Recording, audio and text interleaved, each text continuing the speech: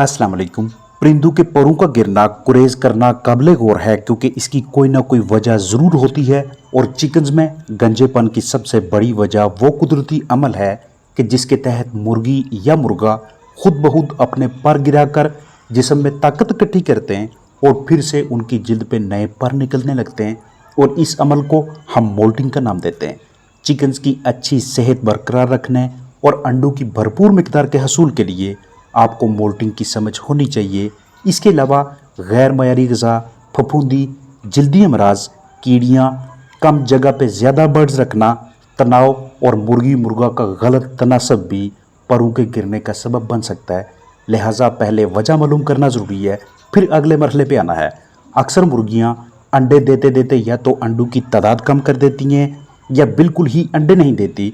तो ऐसी सूरत हाल में मुर्गियों की उम्र और परों की हालत के साथ साथ दिन की टोटल रोशनी का दुरानिया का तज्जिया करें।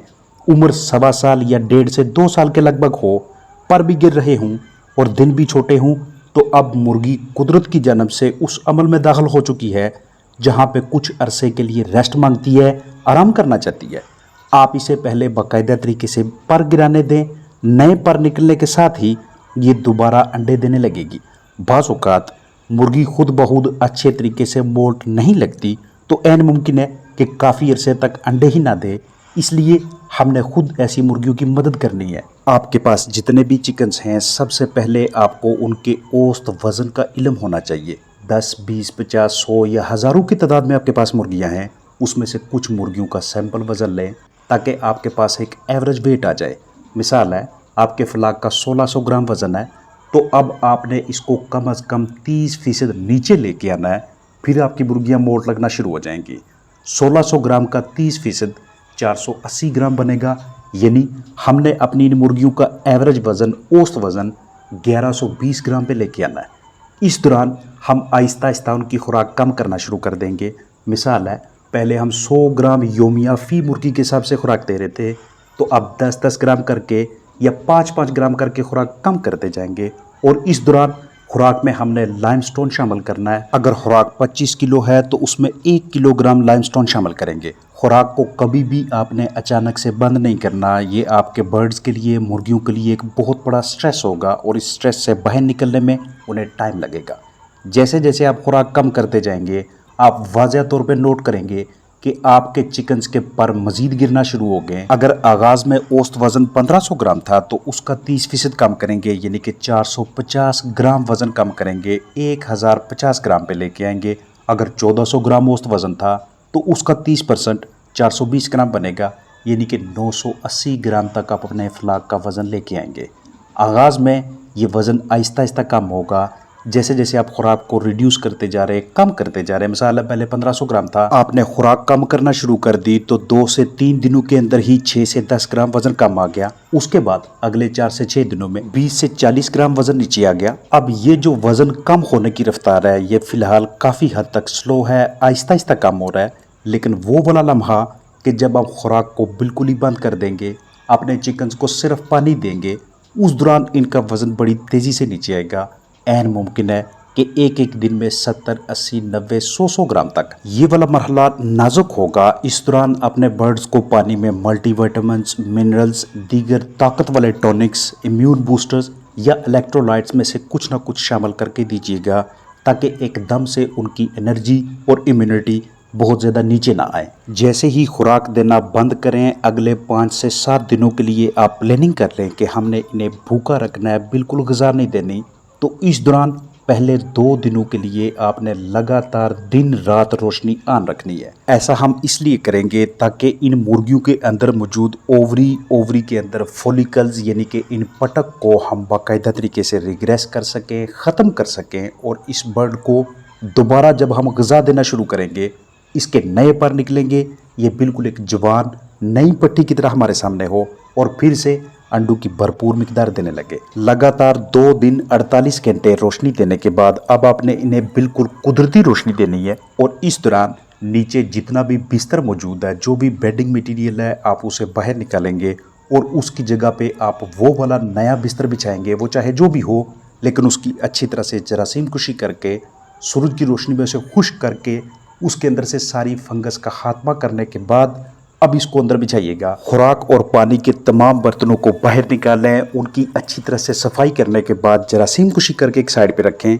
क्योंकि जब दोबारा ग़िज़ा तकसीम होगी तो हम नहीं चाहते कि इन बर्तनों के साथ मोट लगने से पहले वाली बीठें या दीगर कोई ऑर्गेनिक मैटर या फिर पहले वाली ग़िज़ा का कुछ हिस्सा लगा हुआ हो। अंदर मौजूद बीठों की खुरचाई करके बाहर निकालेंगे। दीगर तमाम साजो सामान जो हमारे बर्ड्स के लिए इस्तेमाल होते हैं, उनकी मैनेजमेंट के दौरान हम उन्हें यूज़ करते हैं, उनकी भी डिसइंफेक्शन करेंगे और फिर इस्तेमाल में लाएंगे। एक लम्हा आएगा कि जब तेज़ रफ्तारी से पर गिरना शुरू हो जाएंगे। इस दौरान आपने बर्ड को ऑफ फीड भी रखा हुआ है, यानी कि ग़िज़ा नहीं दे रहे, तो ऐन मुमकिन है कि आपके परिंदे इन परों को खाना शुरू कर दें।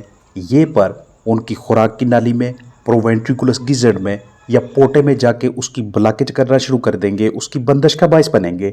लिहाजा रोज़ाना की बुनियाद पे बवक्ते ज़रूरत दिन में 2 या 3 मरतबा इस दौरान आपने परों को झाड़ू देकर बाहर निकालना है। जहन में रहे कि मोल्टिंग तनाव का बायस बनती है, इसीलिए अर्ज़ किया था कि इस दौरान रोशनी की शिद्दत को कम रखिएगा, क्योंकि अगर मोल्टिंग के दौरान, उस पीरियड के दौरान कि जब आपने अपने चिकन्स को भूखा रखा हुआ है, ऑफ फीड किया हुआ है, रोशनी की शिद्दत लाइट के लक्स ज़्यादा होते हैं, तो इससे उनकी दोबारा से जो नशोनुमा होनी है, जो नए पर निकलने हैं, जो दोबारा से नए सिरे से ओवरी बननी है, उसकी नशोनुमा, उसकी ग्रोथ मुतासर होगी। इसलिए लाइट को मध्यम रखें। वज़न पे खास नज़र रखिएगा। जैसे ही आप अपना टारगेट बॉडी वेट अचीव कर लेते हैं, यानी कि आगाज़ में अगर आपके परिंदों का 1600 ग्राम एवरेज वेट था, आपने 30% नीचे लाना था, यानी कि 480 ग्राम कम करके 1600 ग्राम से 1120 ग्राम पे अपने फ्लाक का एवरेज वेट लेके आना था। तो उस स्टेज पे आप आहिस्ता आहिस्ता उन्हें ग़िज़ा देना शुरू कर दें। वो वाला पीरियड कि जिस दौरान आपने अपने चिकन्स को ऑफ फीड रखा हुआ, ग़िज़ा नहीं दे रहे, अगर इस दौरान एकदम से आपके चिकन्स बहुत ज़्यादा लागर होना शुरू हो जाते हैं, तो उन्हें कोई ऐसी ग़िज़ा कुछ देर के लिए, कुछ मिनटों के लिए ऑफ़र कीजिएगा कि जिसमें प्रोटीन ज़्यादा मौजूद हो, उबले हुए अंडे, सोयाबीन सीड्स या इसके अलावा आपके पास घरेलू अजनास हैं तो वो भी दे सकते हैं। अब जैसे ही आप देखते हैं कि आपने 5, 6, 7 या 7.5 से 8 दिनों तक अपने बर्ड को भूखा रख के उनके बॉडी के ऊपर से, उनकी जिल्द से बहुत ज़्यादा परों को गिरा लिया है, आपको अपने चिकन जगह जगह से गंजे नज़र आ रहे हैं, अंडों की तादाद बिल्कुल ज़ीरो हो चुकी है, जो इक्का दुक्का अंडे आ रहे थे वो भी अब नहीं आते, तो आपके चिकन्स की मोल्टिंग यहाँ पे मुकम्मल हो गई है।